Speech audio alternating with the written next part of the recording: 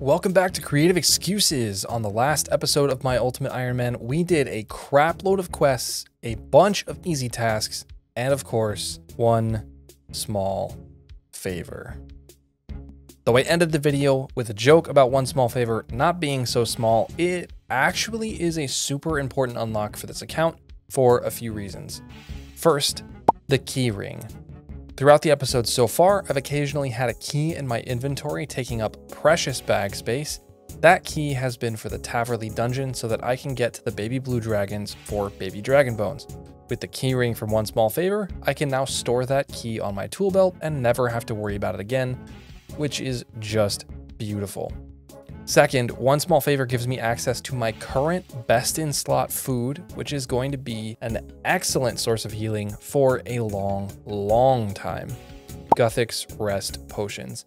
These potions are awesome for so many reasons. First, they heal 2,000 health per inventory spot over 4 sips, which is so much better than the cakes that I've been eating and than the fish that I can cook for the foreseeable future.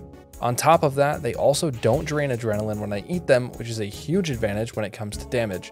Third, if it wasn't already obvious, One Small Favor helped me free up some precious inventory spots, which I need for what I want to do when I just want to play, which is gather bones. I need 80 prayer for my first big gear grind, and that is going to take a while. If I did it with just dragon bones, I need about 7,000 of them. If I did it with just baby dragon bones, I need like 18,000 of them. But that doesn't include the number of baby dragon bones I'm also gonna need for rituals. Basically, I need to get a crap load of bones, which a big inventory is gonna help with. Of course, baby dragon bones will be banked in the ritual storage for me by my Tome of but dragon bones will not. However, every day I get 10 free teleports to the storage, so my plan is to fill up 10 times a day on bones from green dragons, store them, and then go to baby blue dragons and train my ranged skill. So let's go do all of that. That's the whole reason I did the quest, isn't it? Oh, and there's another mole reaper done real quick. Okay, so while we do this, we are going to get this cat to adulthood and then abandon it in favor of death runes for an achievement or something like that. I don't know, but I want the inventory slot from the crayfish and the cat gone. So here's the method. We are going to teleport to the wilderness and run to the green dragons. We're going to protect from mage and murder said green dragons. We will then feast on, pick up their bones however many times I can and take them to the ritual site, store them, and then refill on prayer and lumbridge. Rinse and repeat 10 times. If done well, this should net me about 200 bones a day. Since I'm doing this right now, I'm kind of wondering, would this be an efficient method of training crafting in the future? Say I had like the make leather lunar spell, could I just sit here with like a bone crusher and split dragon tooth necklace for an infinite prayer, and then just use the make leather spell, kill an inventory worth of d'hide, tan it, turn it into armor, then either disassemble it or drop it? Would that be as fast as gem rocks? Would it be more overall XP an hour to do that? It's probably not as good as gem rocks, unfortunately, but maybe blue dragons and Taverley would work better. Oh, thank God my cat is finally fully grown. I was gonna sell it for death runes, but maybe to save myself some effort, I might use it to complete Evil Dave's quests first. I'll keep you posted. 64 necromancy, woo! 2 more levels until the big soul bonk ability. Oh, also, I decided I'm selling my cat. I can use a kitten during the quest, and I want this inventory slot. Bye-bye, kitty. Honestly, I'm a little sad after doing that. I've never done that before. I raised it from a little kitten, and now I traded it for some death runes. Like I just took it out to the farm or something. I'm having a twinge of regret. Like I should have just built a menagerie or whatever in my house to hold the little guy. Okay, so I did about 10 trips of dragon bones. I could do more, but I need to edit the last episode, so I need something a little more AFK to do.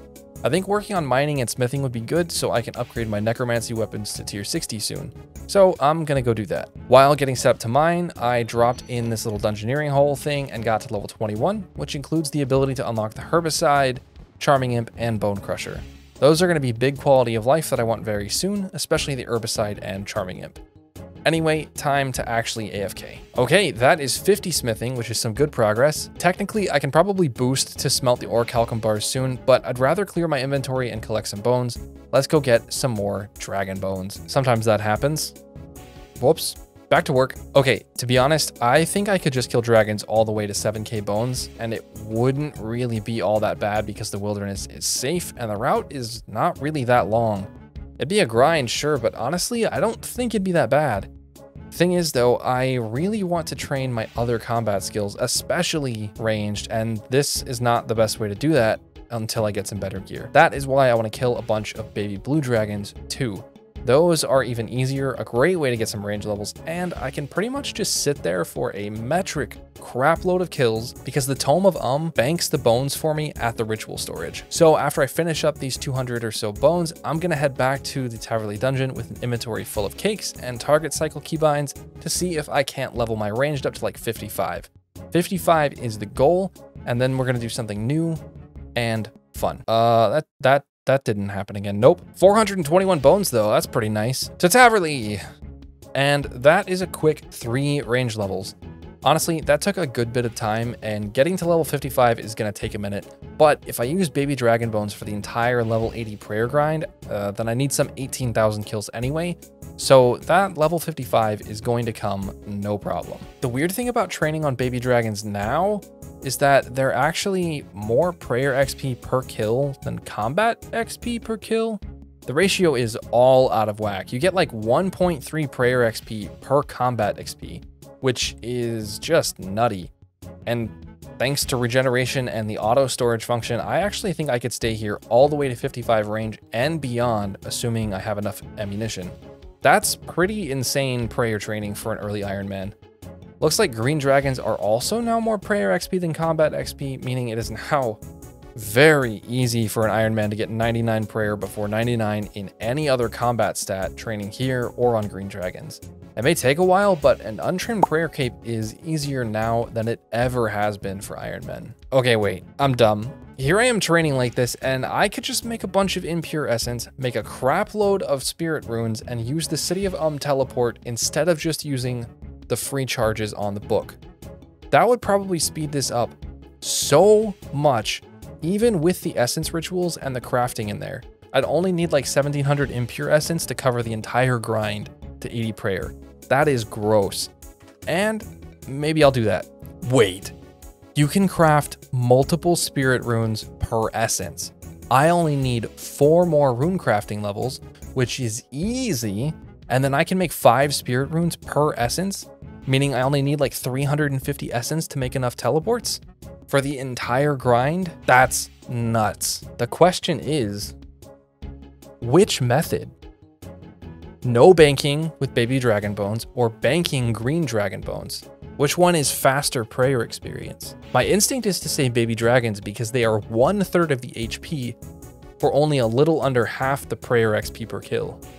It could work out to be even, but if you add in the running and banking and teleporting and prayer restoring time, baby dragons could still work out to be faster.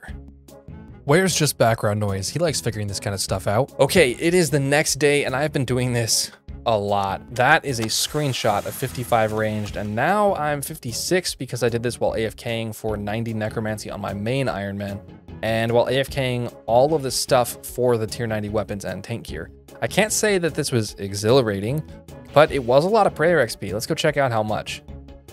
Holy crap, I did not think I got all the way to 2,500 baby dragon bones. That's like 260k prayer XP on its own.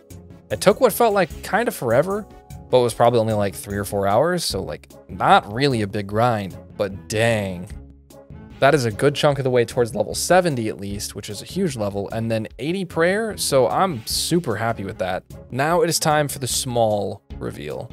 Why did I want 55 ranged? Well, I want my first real ranged upgrade, and I want it to be untraditional. See, I hate ranged ammo most of the time. My favorite ranged weapons are all of the charge bows, because then I don't have to worry about ammo ever. Just paying to recharge the weapon, which I think is totally fine. There are not that many charge bows in the game, so that's kind of rough though. But there is one that I can use for the 57 to 75 grind. The Gravite bow from the Dungeoneering reward shop. This little thing is great and will get me all the way to 75 or maybe even 78 ranged when I'll use either the Vanquish Javelin or the Sun Spear. Maybe I'll swap to a crystal bow in the future, but it's unclear, honestly. We'll see. Regardless, that means it's time to put my Ironman accounts to work together and get some token farming done.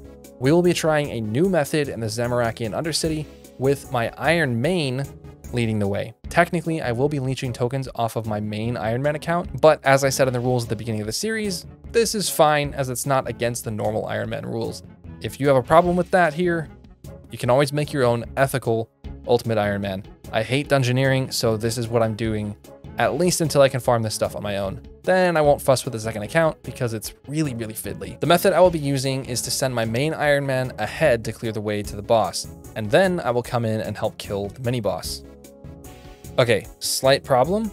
My hit chance is under 25%, which prevents me from doing any damage to the boss, so I didn't get kill credit or tokens. I need to do something to boost my accuracy, I think. Okay, I'm gonna give a couple things a try. I'm gonna try making necromancy potions and using the most slept on familiar of all time, the granite lobster.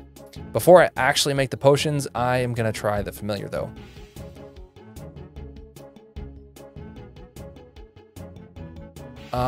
Okay, that didn't work really well. Oh, my familiar wasn't actually firing scrolls, so that makes sense. And did it work?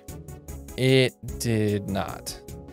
Huh. Okay, let's try a bigger debuff from a Bandos Godsword. All right, we got 28% hit chance. Will that work? Okay, so it looks like I need to get 35% hit chance to have a decent chance of doing anything. Okay, it looks like something else is going on. I have only 31% hit chance against these guys, and I'm still hitting. Oh, the boss has a buff. It takes reduced damage from range. That's why only my melee distance summon could deal any damage. That makes sense. Okay, I finally have a strategy that will speed this up. 1 Gothic Staff spec and Debilitate for my Iron main, and then Protect from melee, move into distance. This is consistent, fast, and much better than training dungeoneering in a dungeon. I'll be right back when I've finished the 90,000 dungeoneering tokens. And I'm finished. That is 90,000 dungeoneering tokens, which is enough for the levels and the bow. Absolutely beautiful. Let's take a look at the loot. Holy crap, this is broken. 20 relics worth 25k each. That's like 500,000 gold. Dang. 900k gold now is amazing. And let's go buy our new bow. Oh man, that is beautiful. 45 dungeoneering in a blink. And there's the bow. Honestly, I really like how that looks. It may get keepsaked after this when I'm done with it. While we're here, I might as well say that my next token farming goal is likely to be a Ring of Vigor, which is going to be my best in slot ring until I either get an Asylum Surgeon's ring or I finish the Extinction quest line, which is likely a very long ways away. I went back for a few more tokens because I felt like it, and the Gravite bow was actually accurate enough that I didn't have to go into melee range to do occasional damage. It's really weird. I think there's like a flat damage reduction somewhere in there, and that's why Necromancy has the problem. I don't really know, but oh well, the Gravite bow, what an upgrade. Oh hey, I AFK'd for a couple days, and now I have 60 mining and smithing, so I can make that tier 60 Necromancy weapons. Sick! I'll see you guys in the next excuse.